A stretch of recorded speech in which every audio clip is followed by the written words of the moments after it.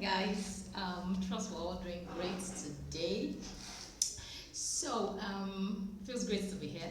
Today we'll be looking at 21st century skills needed for children to be successful and for them to stand out in future. Now, when we say 21st century skills, they are not really new. They are life skills, career skills, habits, principles, traits that have always been, but more importantly, we have to be more strategic about them now.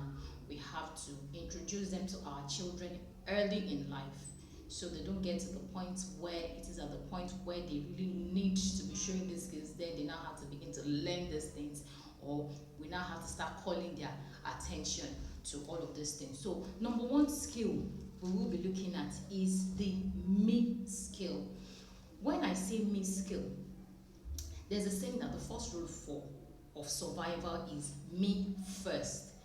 And that saying is not far from the truth, because if you are going to achieve anything, you have to be whole, you have to be well, you have to be successful, you have to be happy, you have to be together. You understand what I'm trying to say? You have to be complete. So the first thing we're looking at under the me skill is self-confidence.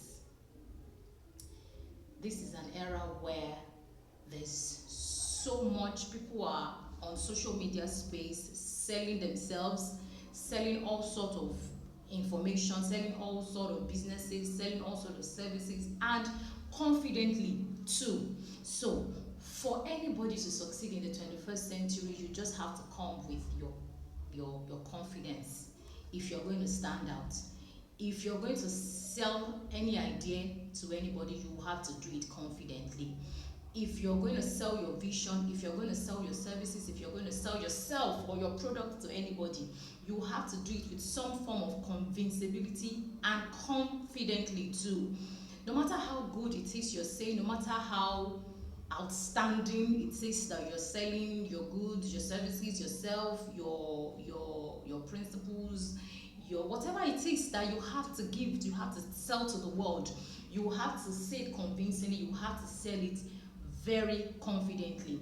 Another thing we also want our children to pay more attention to, we want them to begin to build at a very early age, is their self-confidence, their self-love, their self-acceptance.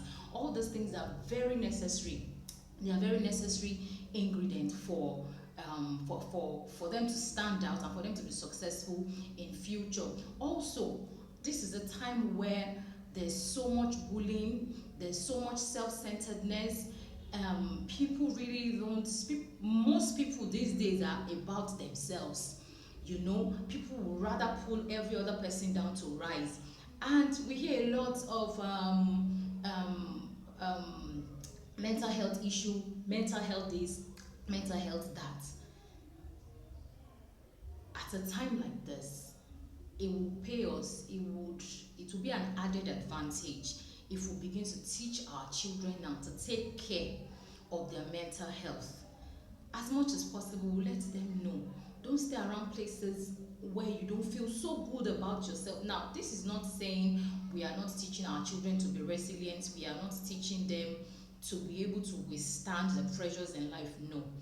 We have to teach them to be mindful about the kind of people they hang around. Whoever talks you down, whoever tries to pull you down, whoever is not supportive of whatever it is, whoever is always bad mouthing you, as much as possible, we need to let our children know that these people are bad association.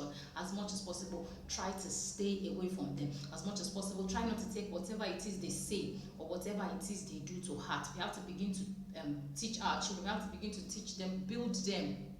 I don't want to use the word hardened, but we have to be able to build them to be able to overcome all of these things, to be able to learn not to take all these things to heart, in order to protect their mental health and so on. Number two skills I would like to talk about is the we skills. Now, nobody is an island. We are all social beings. If you're going to succeed, You need people as much as people need you. No man achieves success alone. These are things we need to begin to learn to teach our children now, because especially for those of us in the classroom, we see a lot of me. We parents have a way of teaching children, don't let anybody touch this, don't give this, don't share this, don't talk to people, don't let people see, don't show them your assignments, don't do this. And as much as we feel that these are just minor things, this is how these children are actually going to grow. They are growing up with the me mentality. Yes, they have to protect themselves, they have to be conscious about themselves, but not in the way that a lot of people go about it these days. Life is what's the word I'm going to use now? Everybody is interrelated in one way or the other. We have to teach our children empathy. That's one of the we skills. We need to teach our children empathy. Empathy in the sense that they need to learn to see things. They need to be considerate of other people's feelings. Empathy in the sense that they also need to consider things from other people's perspective. It's not just you. You hear children say, my mommy said, my daddy said, this is how it has always been, this is how we do it in our house. We need to teach our children to be receptive of different kind of ideas. Yes, there's also another dimension to it where we also have to filter the kind of information that our children are getting. But then again, we need to teach our children to be open-minded, to be able to be receptive to other people's ideas so that they can see things from other people's perspective. Another thing to consider under the we skill is teamwork and collaboration. We don't do much of that in this part of the world, in Nigeria here. Even our education system is just they give you your assignment, you go home, you do it by yourself, and you come back. There's no collaboration, there's no group work, there's no project work. We need to begin to teach our children all of these things from very little age. The good thing is there are some schools anyway that have decided to incorporate all of that into their curriculum. They are more focused on the pupil-centered learning, where the children do a lot by themselves.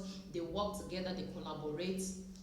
They have projects that they work together, and this is good because you are building the children to be able to learn to tap from other people's ideas, to tap from other people's wealth of knowledge. Everybody has 24 hours. But then when we teach our children to work, you are tapping into this person's 24 hours, you're tapping into his ideas, you're tapping into his time, and that way success will be increased in lesser time, and there will be more productivity. During our time, even now, we still teach children division of labor and all of that, but most times we really don't teach the children the importance of those things. Children just learn that, okay, you just divide, everybody just does things. We need to teach children how these things apply to them in real life instances. We need to teach children how to collaborate, how to work with other people. We need to let them know that when you decide to allow other people's ideas, you share ideas, you share your time with other people, you are getting from them, they are getting from you. You save yourself a lot of stress, and so on and so forth. Another skill, number 3 skill we would like children to learn is accountability. Let children know that they are responsible for their own action. Let them learn to take responsibility for their action at a very early age. Unfortunately, I see a lot of parents these days trying to shield children from the consequences of their actions. Children do a lot of things. I see parents on the street fighting. My child cannot do that. My child cannot. You really don't know the damage you are doing to your child. You understand? You see children do things, and then when they even come to report it, they say, no, my child cannot do that. I know the child that I have. My child doesn't lie. My child doesn't do this. Shielding children from the consequences of their actions. And one thing parents fail to understand is that if a child does something this minute and you shield him, tomorrow he's going back to do something. He keeps increasing it because he knows that he has a support system. No matter what he does, the parents will cover up for him. At a very early age, let children take responsibilities for their actions. Let them know that they are the ones that will face the consequences of whatever it is that they do. Like I always tell my children, no matter when I tell you, don't play rough, you go about jumping, when you get yourself injured, the only thing I can do is sympathize with you. You will bear the pain.